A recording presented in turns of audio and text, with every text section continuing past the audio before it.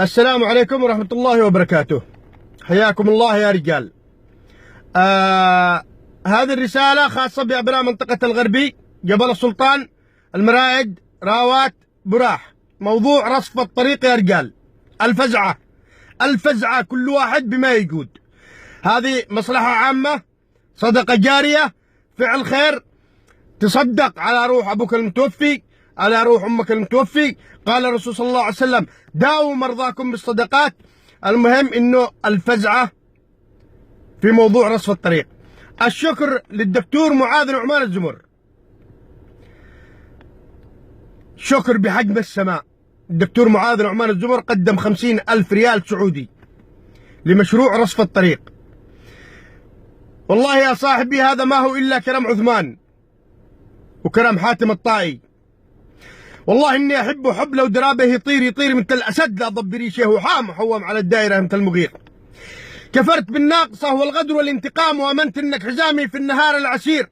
من لا يقدر فعالك في عجاج الزحام، ما هو والله مقدر وش معاني جرير. يا ناس عيطة يا مسك البدء قبل الختام، يا النادر اللي على صيد المكارم شهير، يا المهدي المنتظر في الحاجتين الجسام، المده المسكتة والآخذ بيد الضرير.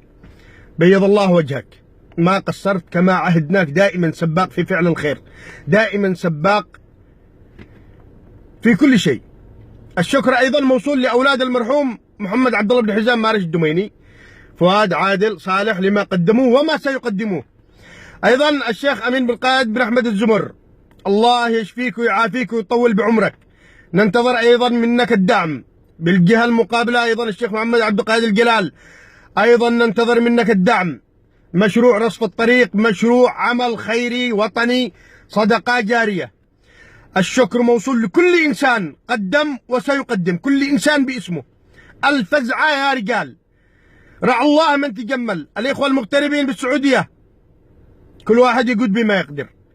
هذا شيء كرم قبيلة، ما هوش فرض ولا واجب، كل واحد بما يقدر. الله يفتح عليكم ويغنيكم. السلام عليكم ورحمة الله وبركاته.